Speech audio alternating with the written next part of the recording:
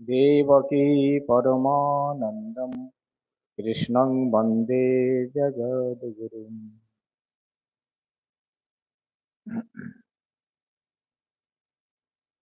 শ্রীমদ্ ভগবদ গীতা। আজকে আমরা ভগবদ গীতার বাণী,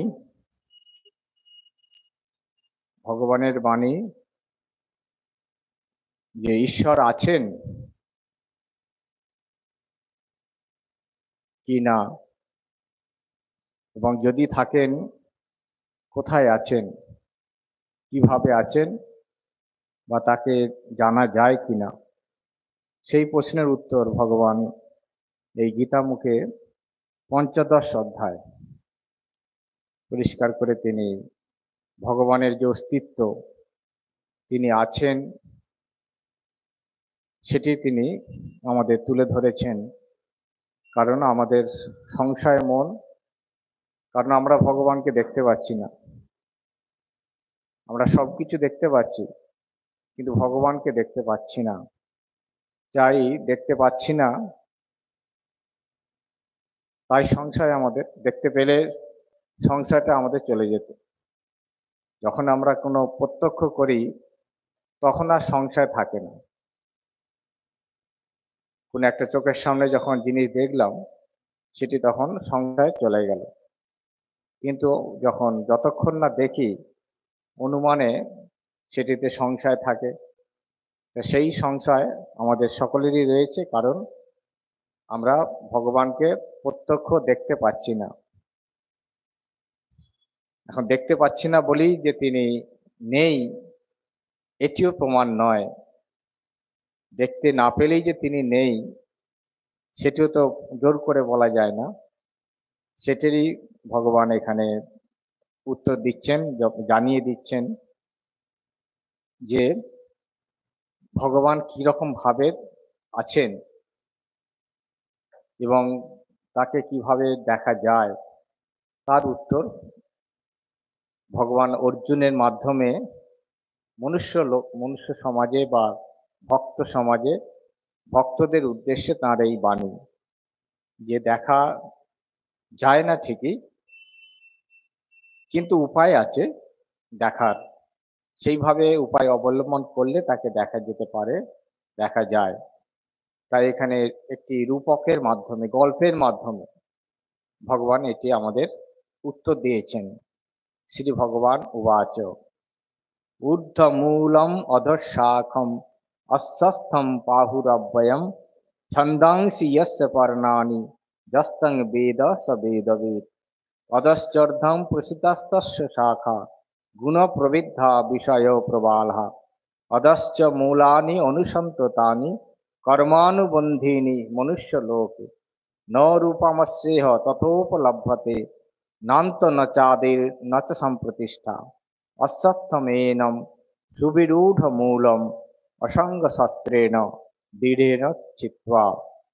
বলছেন ঊর্ধ্বমূলম অধঃশাখম অশ্বস্থম বাহুরব্বয়ম ছন্দাংসি যস্য পর্ণানি যস্তাং বেদ স বেদবিদ। যেমন একটি বৃক্ষ, আমরা যদি বটগাছ ধরি, বিরাট বটবৃক্ষ, সেই বটবৃক্ষ তার মূল আমরা দেখতে পাই না, কেননা সেটি মাটির নিচে থাকে। কিন্তু আমরা উপরিভাগে যা কিছু আছে সেটি আমরা দেখতে পাচ্ছি, তার ডাল পালা, পাতা, ফুল, ফল, কিন্তু তার যে মূল সেটিকে আমরা দেখতে পাই না। এখন দেখা যাচ্ছে না বলে যে গাছটির মূল নেই, সেটা তো সত্য নয়। সেটি তো জোর করে বলা যায় না। দেখা যাচ্ছে না বলেই যে সেটি নেই আমরা ধরে নিই। কারা ধরে? যারা জানে না, যারা কোনোদিন গাছের মূল দেখেনি, যাদের সেই অভিজ্ঞতা নেই, সেই জ্ঞান নেই। একটি নাবালক 2-3 বছরের শিশু বা 5 বছরের শিশু, তাকে যদি বলা হয় বটগাছের মূল কোথায়, মূল আছে কিনা, সে জোর করে বলতে পারবে না, কারণ সে জানে না। তার দেখা নেই, সে জানে না বলে তা সে বলতে পারবে না যে এর মূল আছে কিনা। কিন্তু যারা বড়রা, যারা আমরা দেখেছি, আমরা বলতে পারছি, আমাদের অনুমান হয় বা আমরা জানি যে হ্যাঁ এর মূল আছে। কিন্তু একটা শিশু, নাবালক একদম, যার সেই জ্ঞান নেই, সে কিন্তু বলতে পারছে না। তেমনি বলছে যে একটা বৃক্ষর মতনই এই সংসারটা, এই সংসারটাও বৃক্ষের মতন। আমরা বৃক্ষের যেমন ডালপালা, এগুলি আমাদের চোখের সামনে আমরা স্পষ্ট দেখতে পাচ্ছি, তেমনি এই সংসার, সেটিও যদি আমরা বৃক্ষ ধরি, সেই বৃক্ষ যেমন ডালপালাগুলি সব দেখা যায়, তেমনি আমরা চোখের সামনে আমরা যা দেখছি সেটি হলো সংসার। আর যেটি দেখা যাচ্ছে না সেটি হলো ঈশ্বর। যেমন বৃক্ষটির মূল হলো প্রধান, মূল থেকেই তার উৎপত্তি, মূল আছে বলেই বৃক্ষটি দাঁড়িয়ে আছে। মূলের যে কারণ হলো বৃক্ষ, বৃক্ষটার কারণ হলো মূল, মূলই হলো প্রধান। মূল কেটে দিলে, মূল না থাকলে কিন্তু আর গাছটা থাকবে না। ডালপালা কাটলে মূলটা থাকবে, কিন্তু যখন আপনি মূলটা কেটে দেবেন তখন কিন্তু আর ডালপালা থাকবে না। ঠিক সেই রকমই এই যে সংসার আমাদের, আমরা যা কিছু দেখছি চোখের সামনে, এটি হলো ওই বৃক্ষের ডালপালা, আমাদের চোখের সামনে সেটি দেখা যাচ্ছে। আর এর যে মূল আছে, কারণ আছে, সেই কারণটা মাটির নিচে। বৃক্ষটা যেমন মূল মাটির নিচে, আমাদের চোখের দৃষ্টি আড়ালে, তেমনি ভগবানও, অর্থাৎ এই সংসারের যে মূল, তিনি হলেন ভগবান। আর সেটি এখানে ভগবান তিনি গল্পের ছলে বলেছেন রূপক ভাবে, যে গাছের মূল যেমন মাটির নিচে থাকে নিম্ন দিকে, এই সংসার রূপ যে বৃক্ষ, সংসারটা যদি একটা গাছ হয়, তার মূলটা রয়েছে উপরের দিকে। উপরের দিকে একটা গাছটাকে আপনি উল্টে দিন, তার ডালপালাটা নিচের দিকে ঝুলছে, আর মূলটা উপরের দিকে, সেটা দেখা যাচ্ছে না, অনেক দূরে, যেটা আমাদের দৃষ্টির বাইরে সেই মূল। তা মূল ছাড়া যেমন গাছ থাকে না, তেমনি ওই সংসারটা একটা গাছ, বৃক্ষ, তার একটা মূল আছে, সেই মূল হলো ঈশ্বর। আর মূল যদি না থাকে তাহলে এই সংসার থাকবে না। তাই এই যে রূপক ভাবে আমাদের এই সংসার, যে আমরা এই যে সংসারে আমরা রয়েছি, এই সংসার বৃক্ষেতে আমরা বাস করছি। যেমন ওখানে বলা হচ্ছে যে এই যে গাছের ডালে, শাখা প্রশাখায় কত পাখি, পশু পাখি বিভিন্নভাবে তারা আশ্রয় নেয়। পাখিরা ডালে আশ্রয় নেয়, পশুরা গাছের নিচে আশ্রয় নেয়, তারপরে গাছের যে বৃক্ষের ফল ফুল সেগুলি ভোগ করে জীব।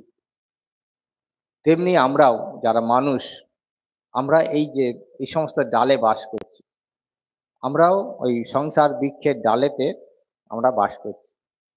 এদিকে বসতে পারেন, এদিকে জায়গা আছে।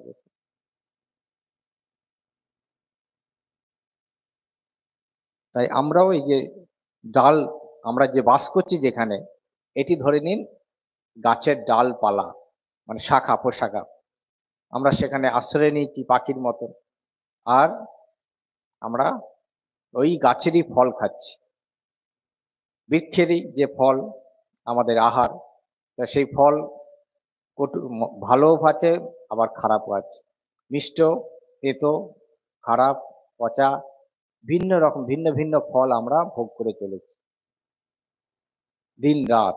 আর কি বলছে যে দেখবেন যে পাখিরা যখন সবাই একসাথে থাকে, তখন একদম কিচির মিচির শব্দ, কেউ কারো ভাষা কেউ কিছু বুঝতে পারবে না। ঠিক সেই রকম আমরাও এই সংসারের মধ্যে যে আমরা ওই পাখির মতনই কিচির মিচির করছি, অর্থাৎ মারপিট করছি, ঝগড়া করছি, নিজেদের মধ্যে অশান্তি করছি। তা সেটি হলো এই এই গাছে বাস করার জন্য ডালপালায় যেমন পাখিরা বাস করে থাকে, আমরাও সেরকম এই সংসারে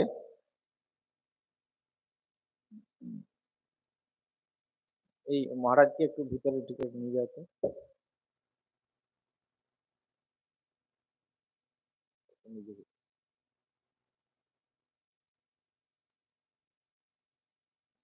এই হলো সংসার, বৃক্ষের সাথে ভগবান রূপক ভাবে যে একটা সংসার বৃক্ষ যেমন তার ডালপালায় পাতা ইত্যাদি হয়ে আমাদের আমরা সেখানে বাস করি। তা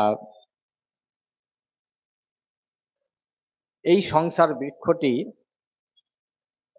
এখানে বলেছেন যে অধশ্চর্ধম পুষিতাস্তস্য শাখা গুণ প্রবিদ্যা বিষয় প্রবালা অধশ্চ মূলানি অনুসন্ততানি কর্মানুবন্ধীনি মনুষ্য লোকে নো রূপমস্যেহ তথোপলভ্যতে নান্ত ন চাদির ন চ সম্প্রতিষ্ঠা অশ্বত্থমেনম সুবিরূঢ় মূলম অসঙ্গ শস্ত্রেণ দৃঢ়েন চিত্রা। যেমন একটা গাছের শাখা পোশাখা যখন হয়, তার আবার ঝুড়ি বেরোয়, বট গাছ ঝুড়ি বেরোয়, সে ঝুড়ি বেরিয়ে এই বৃক্ষটাকে আরো শক্ত করে দেয়, এই বৃক্ষটাকে আরো শক্ত করে যাতে গাছটি আরো শক্ত হয়, দৃঢ়ভাবে তাকে ঝড় জলে যাতে নষ্ট করতে না পারে, ভেঙে যাতে না যায়।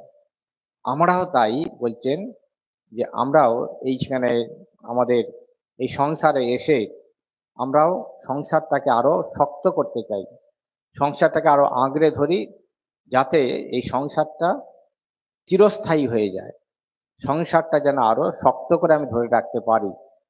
তার ফলে কি হয়, কেন তার জন্য কি করে মানুষ ওই বটবৃক্ষের মতন ঝুড়ি বের করে, সেই ঝুড়িগুলো হলো এই আসক্তি। যার যে যত সংসারে আসক্তি হবে, যত আমি আমার হবে, যেই সংসারটা আমার, এই আমি আমার বোধ যত আমাদের বাড়বে, তত যেমন বট গাছের ঝুড়ি বেরিয়ে যে আরো মাটিগুলোকে আঁকড়ে ধরে, তেমনি আমরাও ওই রকম সংসারটাকে আরো আঁকড়ে ধরি, যাতে আমার সংসারটা শক্তপোক্ত হয়। আমরা সংসার থেকে যেতে চাই না, আমরা সংসার ছাড়তে চাই না।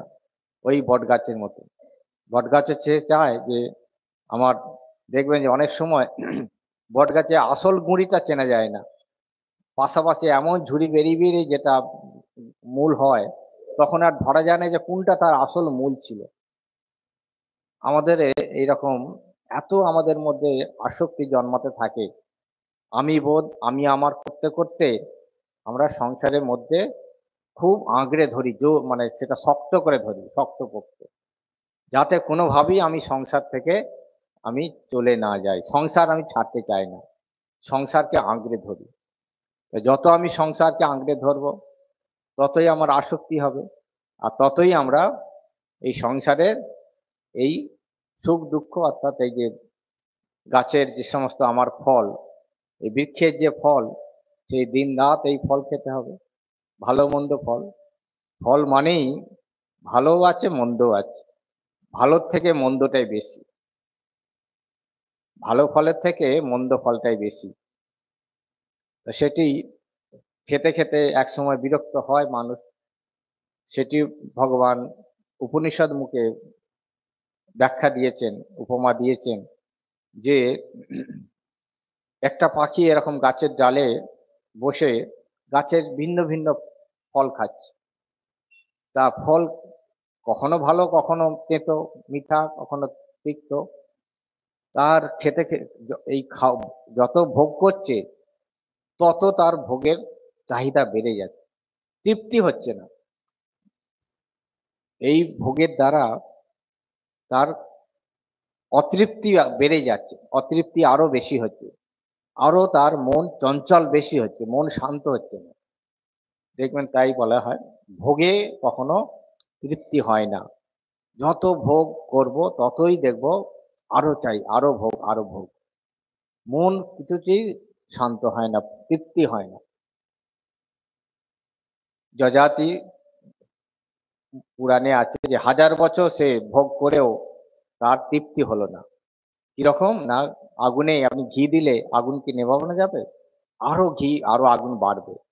সেরকম ভোগে যত আপনি ভোগ করতে যাবেন তত আরো ভোগের তৃষ্ণা, ভোগের বাসনা আরো বাড়বে। যদি বলি যে আজকে আমার মিষ্টি খাওয়ার ইচ্ছা হলো, আমি খেলাম, কিন্তু তাতে ওই সময়ের জন্য হয়তো একটু কিছুটা মিটলো, আবার পরের দিন আবার খাবার ইচ্ছা হবে। এই বাসনার দ্বারা, ভোগের দ্বারা কখনো ভোগ নিবৃত্তি হবে না। জন্মের পর জন্ম, বছরের মানে যুগের পর যুগ ভোগ করতে করতে কোনোদিন ভোগের তৃপ্তি হবে না, যদি বিচার না থাকে, যদি বৈরাগ্য না হয়।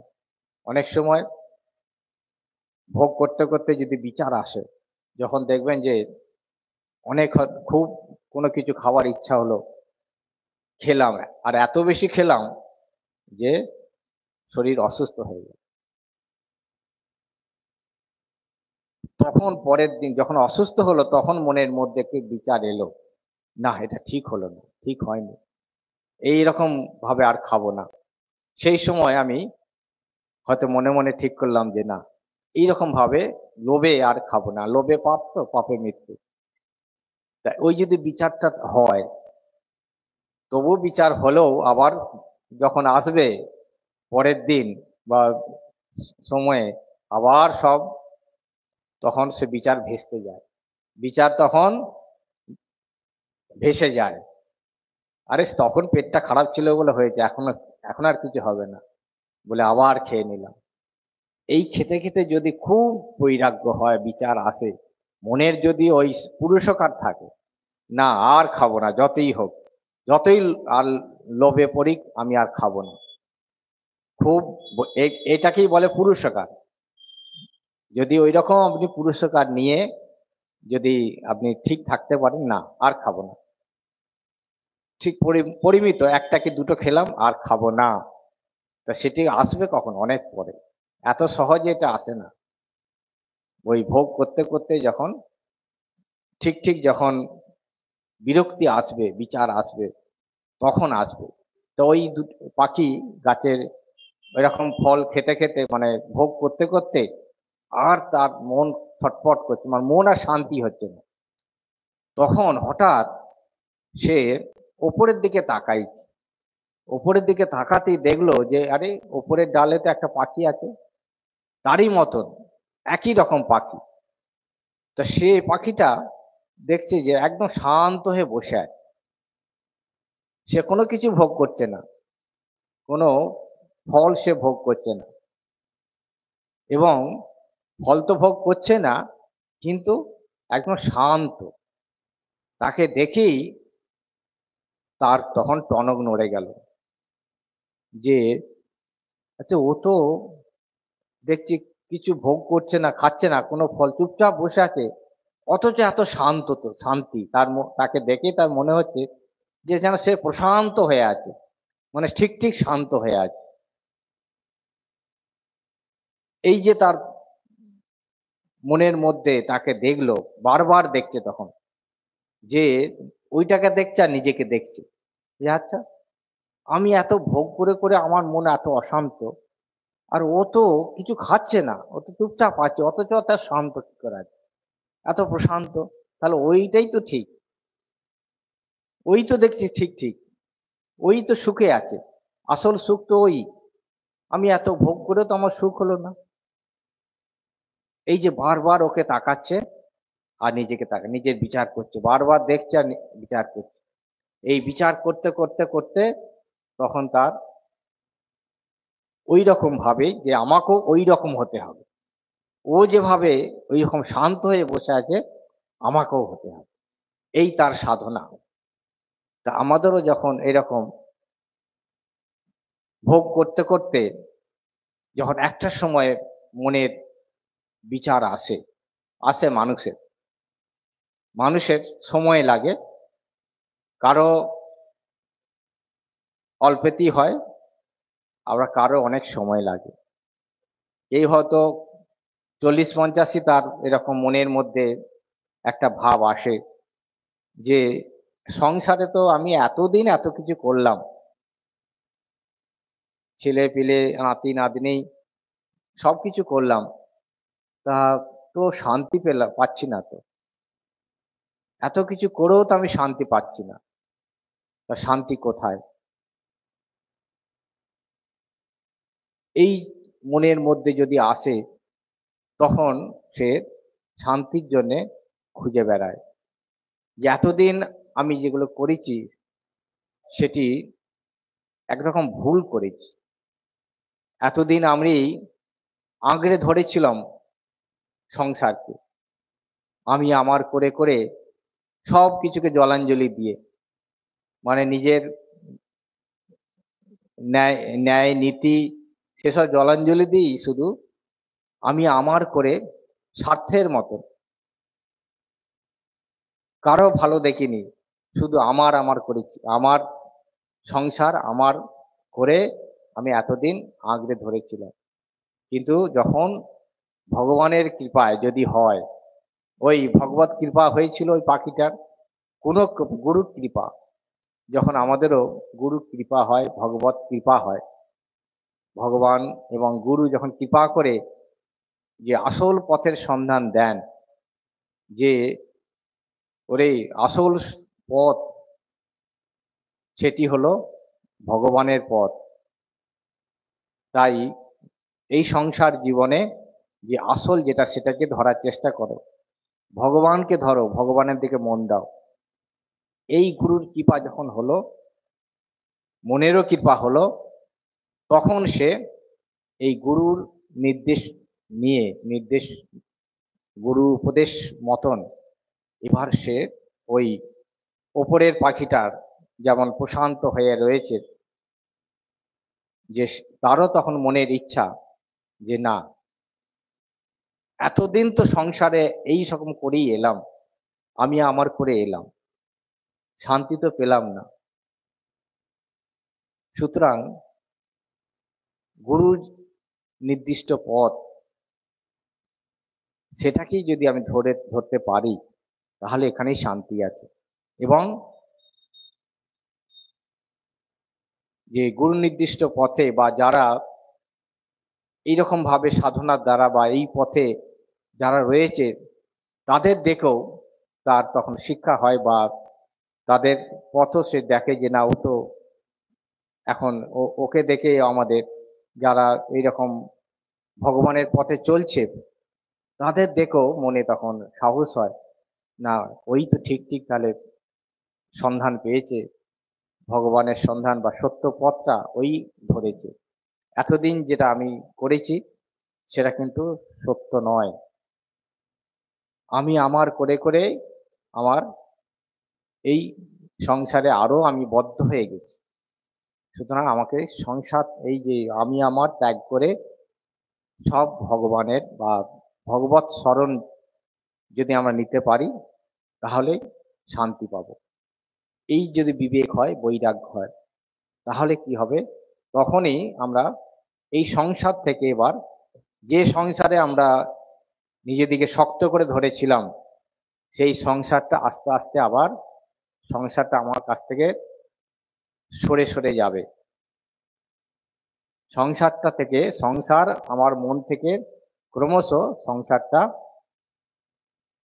নরম, সংসারটা সেটা পাতলা হতে থাকবে, বা এই সংসারের আসক্তিটা কমতে থাকবে। যত ভগবানের দিকে আমরা যাব, তত সংসারের যে আসক্তি সেটা কমবে। আর ভগবান থেকে যত সংসারের দিকে যাব, তত সংসারে আসক্তি বাড়বে, আর ভগবানে ভালোবাসা কমবে, ভগবানের দিকে আমরা সরে আসব। ঠাকুর বলছেন যে পূর্ব দিকে গেলে পশ্চিম দিক সরে যাবে, আবার পশ্চিম দিকে গেলে পূর্ব দিক সরে যাবে। ভগবানের দিকে গেলে সংসারটা সরে যাবে, আর সংসারের দিকে গেলে ভগবান সরে যাবে। তো এইটা আমাদের যদি বিবেক আসে, বৈরাগ্য আসে, দুটোই চাই। প্রথম চাই বিবেক, যে আমি যা করছি সংসারে সেটার যথার্থ সত্য কোনটি, যে এখানে এই সংসারটাই সত্য না ভগবান সত্য, এই বিবেক। যদি ভাবিস না সংসারটাই সত্য, এই সংসারটাই সত্য, এই সংসারই আমার কাছে সব, তাহলে তার ভগবান সত্য হবে না। তাহলে সংসারে আমাদের এইভাবেই কাটতে হবে, এইভাবেই থাকতে হবে। সংসারের ওই যে পাখিটি যেমন ভোগ করে চলেছে, ভালো মন্দ ফল ভোগ করে চলেছে, ভোগে তার এইভাবেই জীবন কাটবে, সুখ দুঃখে জীবন কাটবে। কোনোদিনই আর তার দুঃখের নিবৃত্তি হবে না। জন্মের পর জন্ম, এই জন্ম তো দুঃখ পেলই। যখন সব মানে জীবন সাহান্যে যদি আমি উত্তর দিই, বা নিজেকে যদি জিজ্ঞাসা করি যে এতটা বছর করলাম কি, কতটা ভগবানকে দিয়েছি আর কতটা সংসারে মন দিয়েছি, সংসারে মন কতটা দিয়েছি আর ভগবানে মন কতটা দিয়েছি, যদি নিজেকে জিজ্ঞাসা করি, যদি উত্তর পেয়ে যাব, যদি সত্যিই আমি ভগবানকে দিই, তাহলে তো আমি উত্তর পাবো না আমি তো চেষ্টা করেছি, ভগবানকে দিয়েছি। আর না হলে দেখব যে জীবনের যদি আমার 70 বছর হয়, এখন 50টা বছর আমি ভগবান বৃথা, মানে ভগবানকে ভুলেছিলাম। 50টা বছর আমি ভগবানকে ভুলেই ছিলাম, হয়তো কিছু বছর ভগবানের দিকে আছি। আর যদি ওই বিবেক যদি তখনও না হয়, 70 বছরেও, তখন ভগবান তখনও সংসারটা যদি সত্য হয়, তাহলে আর ভগবানকে দেয়াই হলো না, জন্মটাই বৃথা, এই জন্মটাই বৃথা হয়ে গেল। এই যে জন্ম, মনুষ্য জন্ম পেলাম, মনুষ্য জন্ম পাওয়ার উদ্দেশ্য তো ঈশ্বরকে ডাকার জন্য, ভগবানকে ডাকার জন্য, এই সংসার ভোগের জন্য নয়। সংসার ভোগের জন্য কিন্তু আমাদের মনুষ্য জীবন নয়। তাই যদি হতো তাহলে মানুষ হওয়ার দরকার নেই। যে কোনো জীবনেই, যে কোনো জন্মেই, পশু পাখি ইত্যাদি, সেই সব জন্মেই ভোগ করা যায়। ভোগের জন্য যদি জন্ম হয়, তাহলে মনুষ্য জন্মের প্রয়োজন নেই। মনুষ্য জন্ম হয়েছে ভগবানকে ভজনা করার জন্য। বলবেন সবাই কি তাহলে ভগবানকে প্রথম থেকেই ভজনা করবে? তা সেটি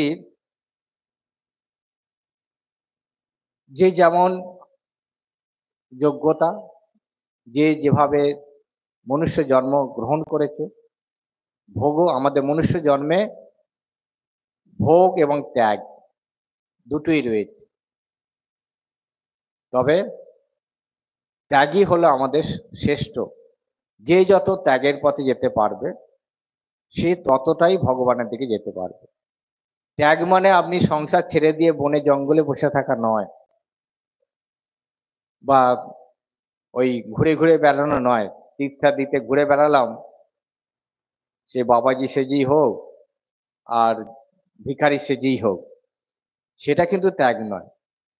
ত্যাগ হলো যে কতটা আমি মন ভগবানে দিচ্ছি আর কতটা সংসারে দিচ্ছি, সংসারে অনাসক্তি কতটা, সংসারে থেকেই মন কতটা আমি ভগবানে দিতে পারছি, সেটাই হবে আসল ত্যাগ। সংসার ভোগ থেকে ভগবানে মন দেওয়াটাই হলো আসল ত্যাগ। তা সেটি যদি আমরা দিতে পারি, সেটাই যার যখন যত তার মানে যে সময় থেকে এইটা আমাদের বিবেক আসবে, ততটাই আমাদের লাভ। তাতে যদি কারো 15 বছরে আসে, 16 বছরে আসে, 20 বছরে আসে, 30 বছরে আসে, 40 বছরে আসে, সেইটাই আমাদের লাভ। কারণ যত সময় চলে যাবে শরীর মনের ক্ষমতা কমে যাবে। শরীরের ধর্ম মনের ধর্ম, সেটি শরীর যা প্রকৃতির ধর্ম, সেইভাবেই সেটা অ্যাকসেপ্ট করতে হয়। তাই সময় থাকতে থাকতে যদি আমরা ভগবানকে ডাকি, তাহলে সেটি আমাদের আরো ভগবানের দিকে আমাদের মন হওয়ার সুযোগ বেশি। এই ওপরে যাও তো, ওরাই ওখানটা লাফাচ্ছে ছেলেগুলো।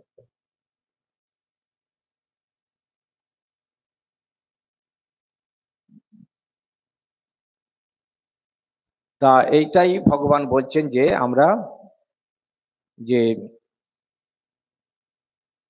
এখানে আমরা যে সমস্ত ভোগগুলো করছি, এই সংসার বৃক্ষে বসে সংসারে আমরা ভোগ করে চলেছি, ভালো মন্দ এই সমস্ত ফল খেয়ে চলেছি। আর একজন চুপচাপ ভগবানের ধ্যানে সে মগ্ন হয়ে রয়েছে। তা সেইটাই হলো সর্বশ্রেষ্ঠ, যে আসল যেটি হলো ভগবানের মনকে নিবিষ্ট করা, বা ভগবানের মন অর্পণ করা, ভগবানকে মন সমর্পণ করা। এইটি হলো সংসারের ধর্ম। মানে প্রত্যেক জীবের কর্তব্য হলো যে ভগবানের মনকে সমর্পণ করা। ঠাকুর বলছেন যে যেখানেই থাকো মনটা কিছুটা ভগবানে দাও, একটা অংশ অন্তত মনের ভগবানকে দিয়ে বাকি সবকিছু করো। ঠাকুর উদাহরণ দিয়েছে দাঁতের ব্যথা। দাঁতের ব্যথা হলে আমাদের মন অজান্তে এই দাঁতে একটু পড়ে থাকে, সব কাজ করে, খাওয়া দাওয়া থেকে আরম্ভ করে সবকিছু করছি, কিন্তু একটা মন অজান্তেই ওই দাঁতের কাছে পড়ে থাকে। ঠিক সেই রকমই এই সংসারে যা কিছু করি না কেন, কর্তব্য কর্ম তো করতেই হবে।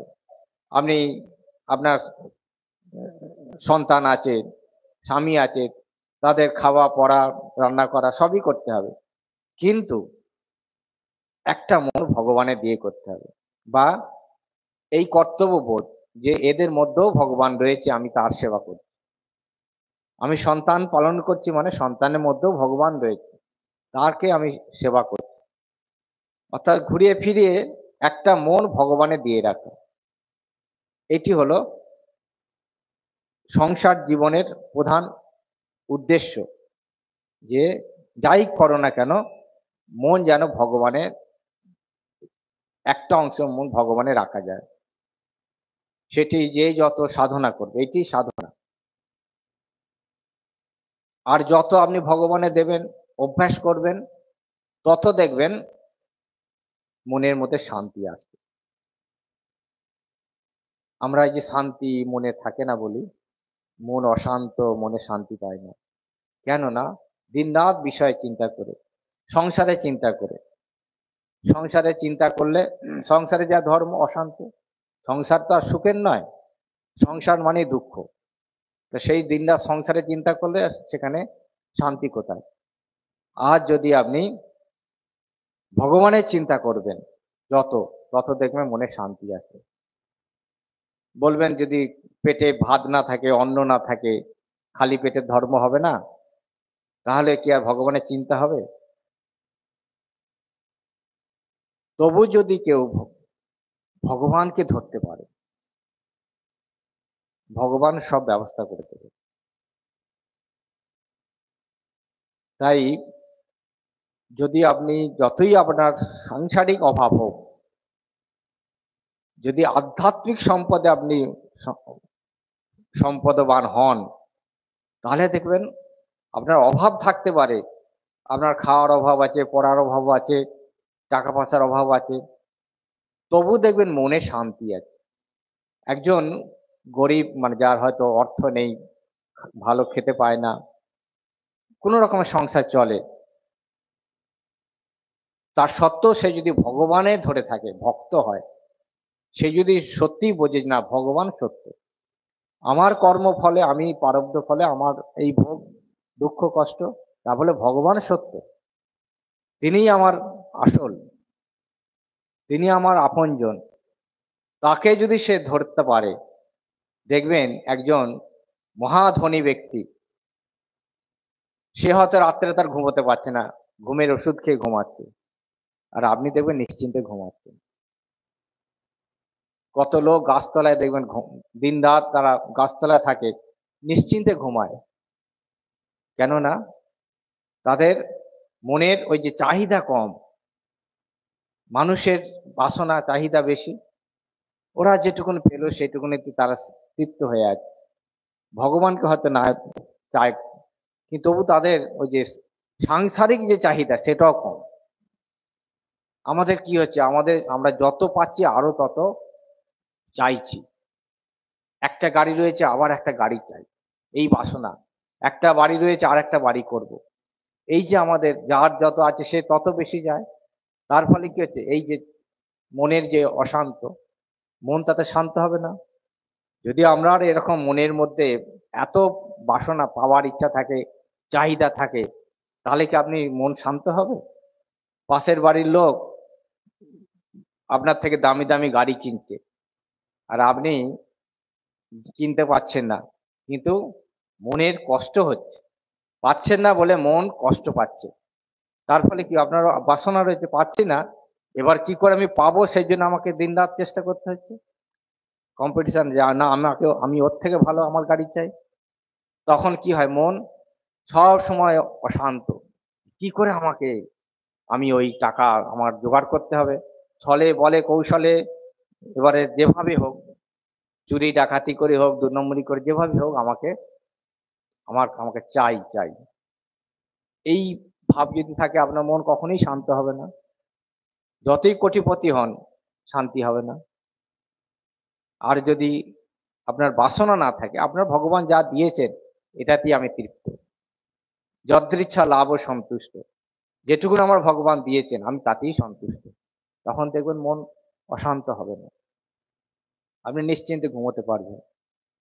তাই এই হলো আমাদের, যত আমরা মন ভগবানে দেব, আমরা ততটাই শান্তি পাবো, সুখ পাবো, আসল সম্পদে আমরা সম্পদবান হতে পারবো, আসল ধনে আমরা ধনী হতে পারবো।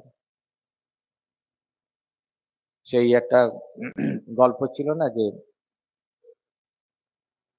মহাপ্রভুর ওই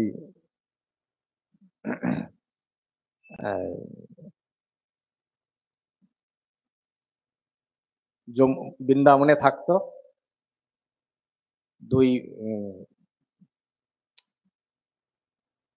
দুজন মন্ত্রী ছিল না রাজার, কি নামটা ভুলে গেছি, খুব নাম করা, রূপ গোস্বামী, সনাতন গোস্বামী।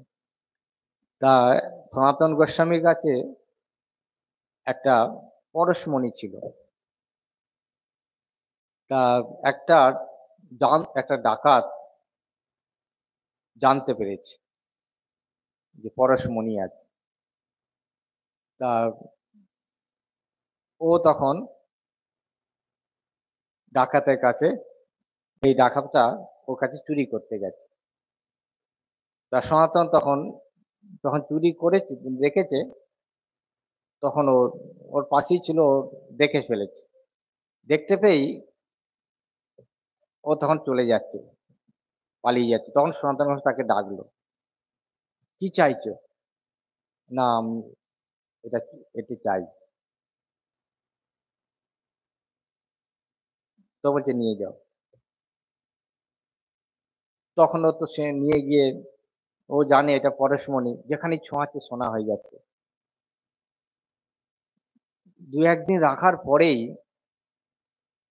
তার তখন মনের বৈরাগ্য এলো, যে এটা তো মহামূল্যবান জিনিস,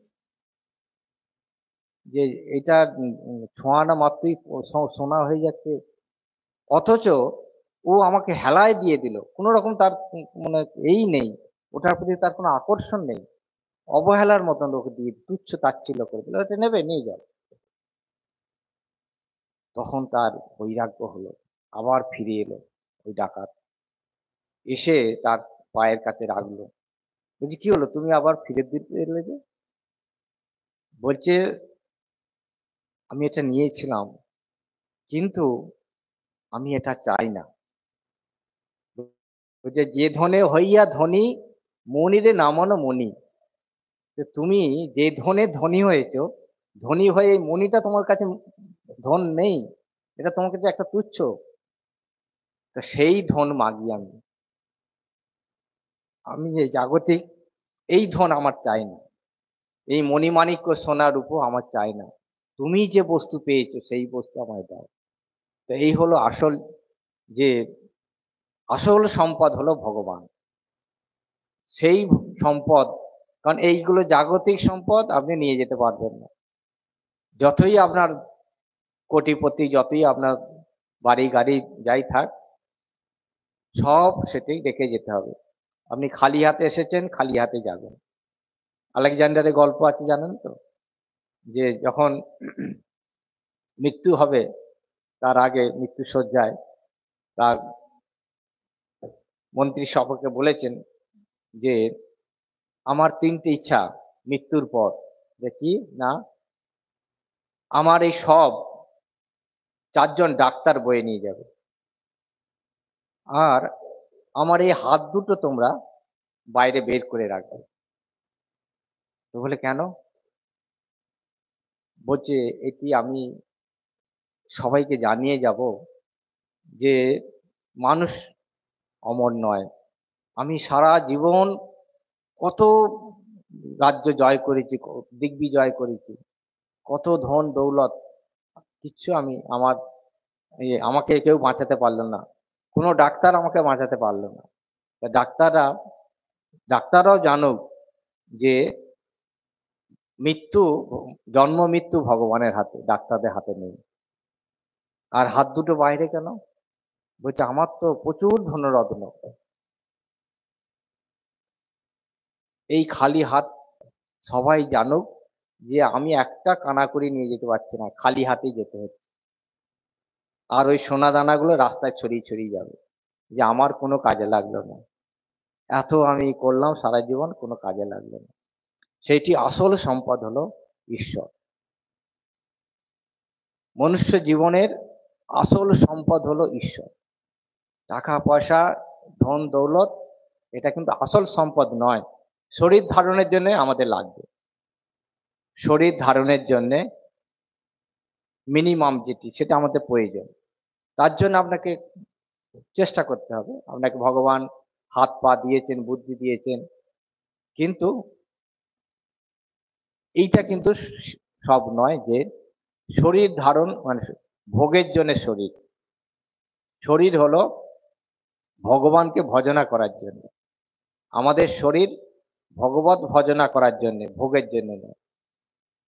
কিন্তু শরীর সুস্থ রাখতে হবে, যে শরীরম আদ্যা খলু ধর্ম সাধনম, যে শরীর ধর্মের সাধনের জন্য শরীরকে সুস্থ রাখতে হবে। তা নাহলে আপনি যে শরীর দিয়ে ভজনা করবেন, সেটি যদি অসুস্থ হয়ে যায় কি করে ভজনা করবে? যে নৌকা দিয়ে আমরা সমুদ্র পেরুব, সেই নৌকাটা যদি ফুটো হয়ে যায়, ভেঙে যায়, তাহলে তো জল ঢুকে যাবে, তাহলে তো সেই নৌকা সমুদ্র আমি পার করতে পারবো না। তাই আমাদের দেহ নৌকা, এটাকে আমাদের সুস্থ রাখতে হবে, রিপেয়ারিং করতে হবে, মেরামত করতে হবে যাতে ঠিক থাকে। কেন না এই শরীর অবলম্বন করে আমরা ভগবানকে ভজনা করব, এটি হলো আসল উদ্দেশ্য। তাই বলছেন ভগবান যে অশ্বত্থমেনম সুবিরূঢ় মূলম অসঙ্গ শস্ত্রেণ দৃঢ়েন চিত্বা। যেমন গাছটা যদি আপনি এই বৃক্ষটার যদি আপনি নাশ করতে চান, বৃক্ষটাকে যদি কাটতে চান, মানে বৃক্ষটা যদি আমরা উৎপাত করতে চাই, ধ্বংস করতে চাই বৃক্ষটাকে, তাহলে কি করতে হবে? যে শস্ত্র দিয়ে, করাত দিয়ে বা কুড়াল দিয়ে তাকে কেটে দিতে হবে, মানে মূল থেকে আলাদা করে দিতে হবে, কাণ্ড আর মূল থেকে আলাদা করে দিতে হবে। তাহলে গাছটা শুকিয়ে মরে যাবে, কারণ মূল থেকে আলাদা হলে আর সে থাকবে না। আমাদেরও যখন মূল থেকে আলাদা হয়ে যাব, মানে মূল চলে যাবে, ভিতরে মূল রয়েছে, মূল থাকার জন্যই গাছটা বেঁচে আছে। মূলটা যদি সরে যায়, এই গাছটা শুকিয়ে যাবে, পচে যাবে, কয়েক ঘন্টা, হয়তো 5-6 ঘন্টা, তারপরই এবার পচতে আরম্ভ করবে। কেন না, মূল থেকে আলাদা হয়ে গেছে। তাই এইভাবেই বলছি, তাহলে ওই মূল থেকে আলাদা কি করে হবে? এটা তো আমি কুঠার দিয়ে, করাত দিয়ে তাকে কেটে দিলাম গাছটা। আমাদের এই যে সংসার, সংসারটা ভগবান থেকে, ভগবান আর সংসার, এই সংসারটাকে কাটবো কি করে? করাত কোথায়? সেই করাত হচ্ছে, বলছে অনাসক্তি রূপ করাত, আসক্তিহীন করাত। যদি আসক্তি না থাকে, অনাসক্তি রূপ করাত, আসক্তিহীন হতে হবে, অসঙ্গ হতে হবে, মানে অনাসক্ত হতে হবে। আসক্তি থাকলে হবে না। আসক্তি কোথায় হয়? আমি আমার বোধে আসক্তি হয়। আমি আমার যেখানে আছে সেখানে আসক্তি হবে। আমার সংসার, আমার ছেলে, আমার নাতি, আমার ইত্যাদি, আমার, আমি আমার, এটাই তো আমার সংসারে আসক্তি। সংসারে আমাদের আসক্তি কোথায় হয়? আমি আমার এতেই হয়। সেই জন্য ঠাকুর বললেন, একটা দাসীর যে মনিবের ঘরে যখন কাজ করে, সেটা তো অন্যরা দেখে ভাবছে ওরই তো সংসার। বাইরে একটা লোক দেখলে ভাববে যে মনিবের ছেলেকে খাওয়াচ্ছে, নাওয়াচ্ছে, সবকিছু করছে, ভাববে যে ওরই ছেলে পিলে। কিন্তু ও জানে যে এটা আমার নয়। তার ফলে ওর ওখানে কিন্তু কোনো আসক্তি নেই। আপনি আপনার সংসারে যে ছেলেপিলেকে যখন মানুষ করছেন, যে আসক্তি, একটা দাসী আপনার ছেলেপিলেকে মানুষ করবে, তাতে তার আসক্তি থাকবে না। কেন থাকছে না? ওই আমি আমার বোধটা নেই। সে জানে তো এটা মনিবের ছেলে, আমার নয় তো। এইটাও যদি আমরা ভাবতে পারি যে, হ্যাঁ বলবেন এত এত বড় কঠিন কথা, এ তো নির্মম কথা হয়ে যাচ্ছে। আমার ছেলেকে আমি বলবো আমার ছেলে নয়, এটা তো নির্মম হয়ে যাচ্ছে কথাটা, না? আপনার ছেলেকে যদি বলি না এটা আপনার ছেলে নয়, তাহলে তো আপনি একদম ফোঁস করে উঠবেন। কিন্তু বাস্তবিক সত্য, অপ্রিয় সত্য। অপ্রিয় সত্য কেন? যে আপনার কি ভগবান দিয়েছেন, ভগবান আপনার কাছে মানুষ করতে দিয়েছেন, আপনাকে একটা দায়িত্ব দিয়েছেন, কর্তব্য দিয়েছেন। ভগবান একটা মানুষ তৈরি করে আপনাকে দিয়ে দিয়েছে, একে পালন করো। সেটা, সেখানে যদি আপনি আমার করে নিলে হবে না তো, ওটা ভগবানের। আপনাকে কয়েকদিনের জন্য আপনার কাছে গচ্ছিত রেখেছে, ভগবান আপনার কাছে গচ্ছিত রেখেছে। কিন্তু ওটা তো ভাবা খুব কঠিন এখন। তবে ভগবানই অবশ্য মায়াটা দিয়ে রেখেছেন, ওই মায়াটা ভগবানই দিয়েছেন, নাহলে আবার মানুষ হবে না। যদি ওই দাসীর মতন হয় তাহলে কিন্তু মানুষ করতে পারবে না। সেই জন্য ভগবানই ওই মায়াটা দিয়ে রেখেছেন। আবার ভগবানই, আবার তিনি মায়াটাকে নাশ করেন, যদি আপনি ভগবানের শরণাপন্ন হন। আসক্তিও থাকবে, আবার অনাসক্তিও থাকবে। যতক্ষণ আসক্তি ততক্ষণ, আবার অনাসক্তি, অনাসক্তি। ঠাকুর এই যে পাখির কথা বলেছেন, পাখি তার ছানাপানা বাচ্চাদের ততক্ষণই খাওয়ায় যতক্ষণ সে সাবালক হয়। এইটা মানুষের কর্তব্য। ঠাকুর এটা মানুষের জন্য বলেছে। ওরা পশু প্রকৃতি, ওরা কিন্তু ভগবানের নির্দেশটা মানে, মানুষ মানতে পারে না। ভগবানও বলছেন যে তোমারও কর্তব্য যতক্ষণ, ততক্ষণ তুমি তাকে করো।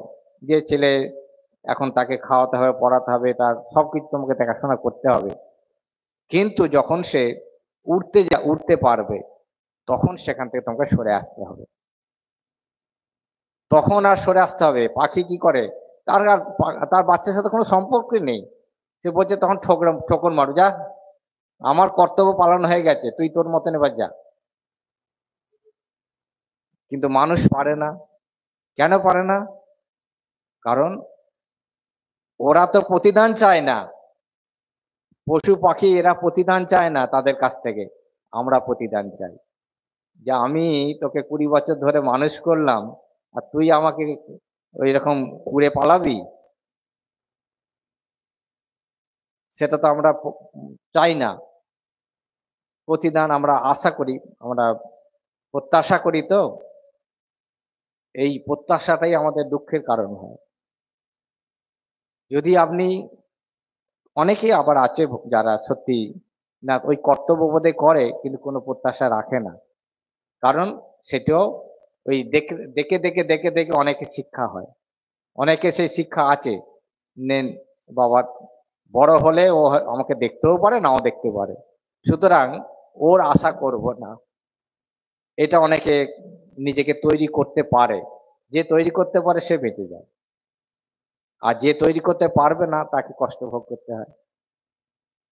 যদি ওইভাবে সে নিজেকে প্রথম থেকেই ওইটা যদি সে সাধনা থাকে তার, না না আমার কর্তব্য এটা, আমার ছেলে মানুষ করা, তাকে পড়ানো, সবটাই আমার কর্তব্য। যতক্ষণ কর্তব্য আমি করলাম, এরপর সে সাবালক, সে তার মতন, সে আমাকে দেখুক না দেখুক আমি কোনো প্রত্যাশা করবো না। দেখলে ভালো, না দেখলেও ভালো, দুটোতেই ভালো। যদি সে তার কর্তব্য করে, ভালো ভালো। অনেকে করে কর্তব্য, আবার অনেকে করে না। কিন্তু আপনি যদি প্রত্যাশা না রাখেন, তাহলে দুটোতেই সমান বোধ হবে, কষ্ট হবে না। তো এইটাই হবে অনাসক্তি। এই অনাসক্তি আমাদের যদি কেউ করতে পারে, তাহলে দেখবেন যে এই সংসারে আসক্তি কম হবে। কারো প্রতি কোনো আমরা আশা যদি না করি, সবটাই তো আমার কর্মফল, আমি পূর্ব জন্মের যা করে এসেছি সেটাই আমি পাবো। সুতরাং কারো দোষ নয়, কারো কাছ থেকে কোনো প্রত্যাশাও করব না। এইটা যদি আমরা মনে মনে ওই সাধনার দ্বারা ওইটাকে আমরা ঠিক করতে পারি, যে আমার পূর্ব কর্ম ফল অনুযায়ী আমার যা কিছু পাচ্ছি, আবার এই জন্মে আমার যা কিছু করব সেটা আমারই ফল হিসেবে থাকবে। ভালো হলেও পাবো, আবার মন্দ হলেও পাবো, দুটোই পাবো। তো এই হলো অসঙ্গ শস্ত্রেণ দৃঢ়েন চিত্বা। এই অসঙ্গ শস্ত্র, অনাসক্তি, দৃঢ়ভাবে অনাসক্ত হতে হবে। যদি অনাসক্ত হতে পারি, আসক্তি যদি না থাকে, তাহলে দেখবো সংসার আমাকে বাঁধতে পারবে না। যদি আমি এই জন্মে আমরা যদি সংসারের প্রতি আসক্তিটা কম থাকে, মানে আমাদের ভাবতে হবে যে ঈশ্বর সত্য, ভগবান সত্য, বাকিগুলো কিন্তু সত্য নয়, এগুলো আপেক্ষিক সত্য, এটা পারমার্থিক সত্য নয়। এখন এই আমার এরা সম্পর্কিত হয়েছে, আমার স্ত্রী, আমার স্বামী, আমার পুত্র, আমার আত্মীয় স্বজন, এরা আপেক্ষিকভাবে সত্য, কিন্তু পারমার্থিক সত্য নয়। মানে যখন আমি চলে যাব, এই জীবন শেষ হয়ে যাবে, কেউ সঙ্গে যাবে না, কেউ যাবে না। সেই বলে খুব বেশি হলে কেউ বলে দরজা পর্যন্ত যায়, কেউ আরেকটু দূর যায়, কেউ শ্মশান পর্যন্ত যায়।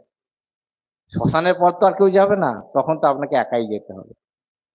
এই বিচার, এইটা যদি আমরা বিচার থাকে, বৈরাগ্য থাকে, যে আমাকে তো যেতে হবেই,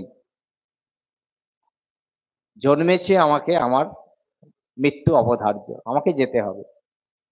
আর যতই আমি এদিকে আঁকড়ে ধরতে চেষ্টা করি, এরা কেউ আমাকে ধরে রাখতে পারবে না, আর আমিও ওদের ধরে রাখতে পারবো না। আমাদের এই কয়েকদিনের জন্য আমরা এখানে এই আত্মীয়তা পাঠিয়েছি, কয়েকদিনের জন্য। তা কয়েকদিনের জন্য আত্মীয়তা এতই ঘনিষ্ঠ হয়ে যায় যে ছেড়ে যেতে চায় না। আমাদের স্বভাব তাই। অনেক সময় এই কোথাও বেড়াতে গেলে বা কোথাও কয়েকদিন যদি একসাথে হয়ে যায়, ব্যাস এত আত্মীয়তা হয়ে গেল, ছেড়ে যেতে তখন কষ্ট হয়, ওই আসক্তি। এখানেও তাই, হয়তো একটা জন্ম অনন্ত জন্মের তুলনায় কিছুই নয়। বলে শাস্ত্রের ভাষায় 80 লক্ষ জন্মের পর মানুষ, তারপরে তো কত কত লক্ষ, কত জন্ম হয়েছে, কত জন্ম বারবার আসছে যাচ্ছে। তা এই জন্মেই ভাবছি যে এরাই তো আমার সব খুব আত্মীয় আপনজন। তো এইরকম তো কত জন্ম হয়েছে, তাই আমরা মনে হচ্ছে এই আমার খুব আপনজন, এদিকে ছেড়ে যেতে হবে, মন কেমন করে ছাড়তে চায় না, কিন্তু যেতে বাধ্য, আপনি চান আর না চান। কারোই ক্ষমতা নেই, কেউ আপনাকে আমাকে আমাকে ধরে রাখতে পারবে না, যেতেই হবে। তাই যিনি পারমার্থিক রূপে যিনি আমার আপনজন বা সত্য, যিনি সত্যিকারের আপনজন, যিনি ইহলোকেও এখানেও রয়েছেন, আবার আমার শরীর যখন চলে যাবে তিনিই থাকবেন, এরা আর কেউ থাকবে না, কিন্তু উনি ভগবান থাকবেন, তিনি থাকবেন। আমার শরীর যাওয়ার পরে যখন কয়েকদিন বলে খুব কান্নাকাটি, যারা আত্মীয় স্বজনরা কান্নাকাটি করে, যা শরীর গেল সেও খুব কষ্টে থাকে। কারণ ওই যে মায়ার টানটা দুপক্ষেই থাকে, অন্যরা যেমন কান্নাকাটি করছে, তার মাই হোক বোনই হোক যাই হোক, তারও তাই কষ্ট হচ্ছে। কারণটা হলো, আর যেটা কষ্টটা বেশি হচ্ছে তারও আরো, সে সব দেখতে পাচ্ছে, সে দেখতে পাচ্ছে বুঝতে পারছে, কিন্তু কিছু করার নেই, তার কথা বলার বা অন্য কিছু, তারা সেই কোনো সেই ক্ষমতা নেই। তার ফলে খুব কষ্ট হয় কয়েকদিন। ওই জন্য তো বলে না, আমাদের আত্মা মানে জীবাত্মা, শরীর থেকে বেরিয়ে যায় কোনটা, আত্মা জীবাত্মা দুটোই, পরমাত্মাও রয়েছেন জীবাত্মাও রয়েছে, ভগবানের সাথেই আমরা যাই, ভগবান একদিকে টানে আর আমরা আমার আত্মীয় স্বজনরা একদিকে টানে। এরা এতদিন ধরে টেনে রেখেছিল, তো ভগবান বলছে আয় না, ওরা তোর আপন নাই, আমি তোর আপন। বলছে না, এরা আমাকে কত ভালোবাসে, এরা আমাকে কত ভালোবাসে, এদের ছেড়ে যাবো কি করে। বলছে তুই এখনো ধরতে পারছিস না ওরা কত ভালোবাসে। তা সেই ঠাকুরের গল্প রয়েছে, তো এটা দিয়ে শেষ করব। ঠাকুরের গল্প রয়েছে, শিষ্য বলছে যে, গুরু বলছে ওরে ভগবানের জন্য চলে আয়, সাধন ভজন কর, এতদিন তো সংসার করলি, আর কেন সংসার ছেড়ে তুই চলে আয়। বলছে না, সংসারে আমি গেলে, আমি চলে আসলে ওরা খুব কষ্ট পাবে, মানে এত আমাকে ভালোবাসে, আমার স্ত্রী পুত্র মা বাবা আমার খুব ভালোবাসে, ওরা খুব কষ্ট পাবে, আমি তো ছেড়ে আসতে পারছি না, পারবো না। বলছে তাই, আচ্ছা দেখ দিন, ঠিক আছে পরীক্ষা করে দেখ তো, তুই পরীক্ষা করেই দেখ। বলে কি পরীক্ষা? বলছে দেখ, একটা তোকে ওষুধ দিচ্ছি, এই ওষুধটা ঘরে গিয়ে খাবি, খেয়ে ঘরের ভিতরে শুয়ে পড়বি, তারপরে কিছুক্ষণ পরেই তুই একদম মৃতবৎ পড়ে থাকবি, একদম সবাই দেখে ভাববে তুই মরে গেছিস, কিন্তু শুনতে পাবি আর কিছু নাই, কিন্তু তুই মরবি না। আর আর ঠিক আর যথা সময়ে আমি ঠিক হাজির হব, তুই চিন্তা করিস না। তখন গুরুর কথা অনুযায়ী বলছে ঠিক আছে। তা গিয়ে ঘরে গিয়ে ওষুধটা খেয়ে ঘরের মধ্যে শুয়েছে। তা কিছুক্ষণ পর, প্রায় আধা ঘন্টা পরে, তা প্রথমে তার স্ত্রী ঘরে ঢুকতে গিয়ে দেখি একদম চিৎকার, দেখছে যে মরে পড়ে আছে, স্বামী মৃতবৎ, দেখে মনে হয় মরে গেছে, হাত পাটা একদম এ করে পড়ে আছে। তখন তো খুব চিৎকার করে উঠেছে, কান্নাকাটি করে মাকে ডাকছে, শাশুড়িকে ডাকছে, ও অমুক মারা গেছে। তারপর সবাই ছুটে এসেছে, এসে মা কান্নাকাটি করছে, স্ত্রী সব থেকে বেশি কাঁদছে। এটা যেমন এটা হয়, তো স্ত্রী তো বেশি কাঁদে। তো কেন কাঁদে জানেন কি? এটা আমার কথা না, ভগবান কৃষ্ণের কথা। বলছে সংসারে কেউ মারা গেলে সেই বেশি কাঁদে যার যতটা ক্ষতি হলো। যার যতটা ক্ষতি হলো সেইটা ভেবে সে তত বেশি কাঁদে। এক্সেপশনাল মা, মাকে ছেড়ে দিয়েছে, মায়ের কথা বাদ দাও, মা তার মা সন্তানের সম্পর্ক বাদে আত্মীয় স্বজন এমনকি স্ত্রী পর্যন্ত কতটা ক্ষতি হলো ভেবে কাঁদে। কেন না, স্ত্রীরই বেশি ক্ষতি হয়।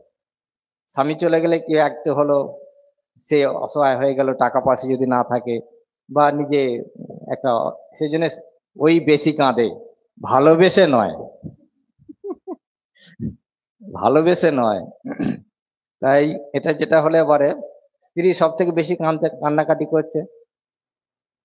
তখন এবারে এবার সব কান্নাকাটি করছে, পাড়া প্রতিবেশী সব জড়ো হয়ে গেছে। তখন এসে দেখলে সত্যিই তো মারা গেছে। তখন যখন সব মারা গেছে, এবার কি করবে? আবার তাকে ঘর থেকে বের করতে হবে, মারা গেছে তো, এমন ভাবে ঘরে রয়েছে তাকে বের করা যাচ্ছে না, হাত পা গুলো ফেটকে রয়েছে, মানে ছোট দরজা। তখন ওরা যারা ওইসব দাহ কাজ করবে, তাদের তো অতটা নেই, তাদের তো কাজ করতে হবে, তারা সবাই যদি কান্নাকাটি করে কাজ করবে কে? তখন ওরা কাঠারি দিয়ে চৌকাটা কাটছে, যে চৌকাট কেটে ওকে বের করতে হবে, নাহলে উপায় নেই। তখন ও স্ত্রী খুব কাঁদছিল, তখন ছুটে এসে বলছে, কি করছো গো তোমরা? বলছে যে এরকম, ও তো বেরোচ্ছে না, তা ও তো দরজাটা কাটতে হবে, নাহলে তো বেরোবে না। বলছে দেখো, ও তো মরে গেছে, তুমি এখন যদি দরজাটা কেটে দাও, তা আবার দরজাটা করবে কে? তা এক কাজ করো, ওর হাত পা কেটে বের করে দাও, ও হাত পাটা কেটে বের করে দাও, তাহলে তো দরজা কাটতে হবে না, ও তো মরেই গেছে। তো ও তো সব শুয়ে শুয়ে সব শুনছে। এই মুহূর্তে এবারে গুরু এসে গেছে, গুরু এসে গেছে। তখন গুরু বলছে, মানে একটু পাশে এসে বলছে, কি হয়েছে গো, কি হয়েছে, কি হয়েছে? ও যেন কিছুই জানে না। তখন একজন বললো, দেখো মুখে একটা যুবক, তার ছেলে পিলে রয়েছে, হঠাৎ মারা গেছে। বলছে তাই নাকি? চলো চলো, আমি কি দেখতে পারি একটু? বলছে হ্যাঁ, আসুন আসুন। বাবা মানে সাধু এসে গেছে তো। তখন সবাই উম, আশ্বস্ত হয়ে বলছে, দেখুন বাবাজি, যদি কিছু করা যেত। তা গুরুদেব গেল কাছে, যে তাকে হাত দিয়ে দেখলো, মানে এটা অভিনয় করার মতো। তখন তারপরে বলছে, দেখুন এখনো কিন্তু শ্বাস রয়েছে, এখনো আমি বাঁচাতে পারি। সবাই তো একবারে স্বর্গে, মানে স্বর্গ পেল হাতে। সবাই, বউও কান্নাকাটি করছিল, সব কান্না বন্ধ করে এসে গুরুর কাছে একদম শরণাপন্ন, গুরুদেব বাঁচিয়ে দিন। তখন বলে, হ্যাঁ দাঁড়াও দাঁড়াও, একটা শর্ত আছে। বলছে একটা ওষুধ আগে অন্য একজন খাবে, তারপরে আমি ওকে একটা ওষুধ খাওয়াবো। আর যে প্রথম ওষুধটা খাবে সে কিন্তু মারা যাবে। যা শুনলো সবাই দুহাত করে পিছিয়ে গেল। সবাই জড়ো হয়ে বসেছিল গুরুর কাছে। বললো যে যে ওষুধটা খাবে, একজন খাবে, একজন খেলেই হবে, একজন ওষুধটা খেলে ও বেঁচে যাবে, এই ও মরবে, তার পরিবর্তে ও বেঁচে যাবে। তখন গুরুদেব দেখলো সবাই পিছিয়ে পড়েছে। প্রথমে মাকে বললো, আচ্ছা আপনি তো, আপনার তো ছেলে, ছেলের জন্য মায়েরা তো অনেক কিছু করে, তাহলে আপনি ওষুধটা খান। তখন বলছে, বাবা ওষুধটা খেলে আমি তো মারা যাব। বলছে হ্যাঁ। বলছে দেখো, আমারও একটা বাচ্চা ছেলে রয়েছে এখন, তাকে তো মানুষ করতে হবে, তা আমি আমি খেতে পারবো না। বলে ও ওখান থেকে সরে গেল, মা সরে চলে গেল। তখন গুরুদেব দেখলো, বলছে আচ্ছা, ওই যে ওনার স্ত্রী খুব কান্নাকাটি করছিল, একবার আচার পিছার কান্নাকাটি করছিল, তা নিশ্চয়ই ও তো খেতেই পারে, কারণ ও সব থেকে আপনজন, ও যখন অত কান্নাকাটি করছে তো ও খেতে পারে। তখন বলছে, বৌমা তুমি খাও। তখন বলছে, গুরুদেব ও তো গেছেই, আবার আমি কেন খাই? যে গেছে সেই যাক, যে গেছে সেই যাক। এই করতে করতে তখন শিষ্যের তখন ওই ওষুধের অ্যাকশন তখন শেষ হয়ে এসেছে। তখন এবার শিষ্য উঠে বসলো, বলছে, গুরুদেব এখন বুঝেছি যে সত্যিকারের আপনজন কি। সত্যিকারের আপনজন যে ভগবানই একমাত্র আপনজন। এরা সব স্বার্থের জন্য, স্বার্থের ভালোবাসা, স্বার্থের ভালোবাসা, নিঃস্বার্থ ভালোবাসা মায়ের কিছুটা থাকে। ভগবান ভালোবাসেন নিঃস্বার্থ, তারপরে মা ভালোবাসেন সন্তানকে। এছাড়া জগতে ওই স্বামী স্ত্রী ভালোবাসা, ওগুলো সব স্বার্থ। আপনি যদি স্ত্রীকে ভালো না বাসেন না, সেও আপনাকে ভালোবাসবে না। দেনা পাওনা, তুমি যতটা দেবে আমিও ততটা দেবো। আর ঠিক ঠিক ভালোবেসেছিল রাধা, সেটা কিন্তু স্বামী স্ত্রী নয়, ভগবানকে ভালোবেসেছিল। ওই রকম নিঃস্বার্থ ভালোবাসলে ভগবান, ভগবান নিঃস্বার্থ ভালোবাসেন, আমরা পারি না। আমরা যদি নিঃস্বার্থ ভালোবাসি তাহলে তো ভগবান আমাদের দাস, ভগবান আমাদের দাস হয়ে যাবে। অতটা দরকার নেই। ভগবান বলছে যে তুই আমাকে ভালোবাস, স্বার্থ নেই কর, আমাকে ভালোবাস অন্তত, কারণ আমি ভগবান, ওরা কিন্তু কেউ ভগবান নয়। আমি তোকে বাঁচাতে পারবো, ওরা কিন্তু বাঁচাতে পারবে না। আমি তোর সর্ব ইহকালেরও আছি, পরকালেও থাকবো। এই জগতেও আমি রয়েছি তোর সাথে সাথে। আপদে বিপদে পড়লে তুই আমাকে যদি ডাকিস, আমিই তো রক্ষা করি। কে রক্ষা করে? জাগতিক মানুষ কেউ তোকে রক্ষা করে? জাগতিক মানুষের কতটা ক্ষমতা? জাগতিক কোনো মানুষ, মা ভালোবাসেন, কিন্তু মায়ের তো একটা লিমিট আছে। মা কিন্তু জাগতিক যতটুকুন তার পক্ষে সম্ভব সেটা করবেন। আধ্যাত্মিক পারমার্থিক দান মায়ের পক্ষে সম্ভব নয়। তাই ঠাকুর ভগবান বলছেন যে এই জগতে আমি তোর সাথে সাথে রয়েছি, আবার যখন তোর শরীর চলে যাবে তখন আমি থাকবো, আর কেউ তোর থাকবে না। তো এইটা আমাদের বারবার শাস্ত্র, ভগবান, গুরু বিভিন্ন ভাবে আমাদেরকে জানিয়ে দেয় যে ভগবান সত্য, ভগবান আপনজন। ভগবানকেই ভালোবাসলে একমাত্র সুখ পাওয়া যাবে, শান্তি পাওয়া যাবে, আসল যে সুখ শান্তি। জাগতিক লাভ হবে না ঠিক। আবার বলবেন যে ভগবানকে ভালোবাসলে কি আমি জাগতিক জগতের এই সমস্ত ধন সম্পদ পাবো? সেটি কিন্তু পাবো না, বরঞ্চ আরো দুঃখ পাবো। ভগবানকে ভালোবাসলে হয়তো আরো দুঃখ পাবো। যে করে আমার আস তার করি আমি সর্বনাশ, যদিও না ছাড়ে আস, তখন হই তার আমি দাসের দাস। তার মানে আপনি যদি আমরা ভাবি যে মঠ মিশনে যাব, দান ধ্যান করব, বা আমি খুব জপ করব, ভগবানকে ডাকবো, ভগবান আমার ধন সম্পদে ভরিয়ে দেবে, ওই ছেলের পরীক্ষা পাস করিয়ে দেবে, এটা ভগবানের সব। তবে যদি আপনি আন্তরিক প্রার্থনা করেন সেটাও ভগবান দেন। আপনার যদি যেটা খুব যদি আপনি আন্তরিকভাবে ডাকেন, সেটাও কিন্তু ভগবান বলেছেন। আমার চার রকম ভক্ত আছে, যার হয়তো সত্যিই তার অভাব রয়েছে। আপনি যদি সত্যিই ভগবানকে চান, ভগবানকে চাইতে হবে আপন বোধে, ভগবানকে আপনার বলে চাইতে হবে, ভগবান তখন দেন। যদি দেখেন না সত্যি তো আমার ভক্ত আমার কাছে এরকম ভাবে আকুতি মিনতি করছে, ভগবান দেন, যেটা চাইবেন দেন। সেটা আবার কোনটা দেবেন সেটা তিনি ঠিক জানেন। আমরা আমরা হয়তো উল্টো পাল্টা চাইতে পারি। যেমন আপনার ছোট সন্তান 5-6 বছর বয়স এমন জিনিস চাইছে আপনার কাছে, আপনি জানেন ওইটা দিলে ওর ক্ষতি হবে, তাহলে তো আপনি দেবেন না। ওটা দিলে ওর ক্ষতি হবে, তাহলে কি আপনি দেবেন? দেবেন না। আর যদি দেখেন যে না ঠিক আছে, বিশেষ কোনো ক্ষতি হবে না, একটু হয়তো হয়তো ধাক্কাধুক্কি খাবে। অনেক সময় বাচ্চারা সাইকেল, আমরা ছোটবেলায় ওই সাইকেল চড়বো বলে বায়না করতো, কিন্তু মা জানে যে সাইকেল চড়তে গেলে হাত পা ভাঙবে, প্রথম প্রথম হাতে লাগবে, পায়ে লাগবে। তবু তার খুব যখন ইচ্ছা হয়, আচ্ছা ঠিক আছে যা, জানে যে ঠিক আছে খুব বেশি কিছু ক্ষতি হবে না, তখন দিয়ে দেয়। কিন্তু খুব বেশি ক্ষতি হলে যেটা, সেটা কিন্তু দেবে না। আপনাকে মোটর সাইকেল ছোটবেলাতেই স্কুটার কিনে দেবে না, জানে ওটা দিলেই অ্যাক্সিডেন্ট হবে।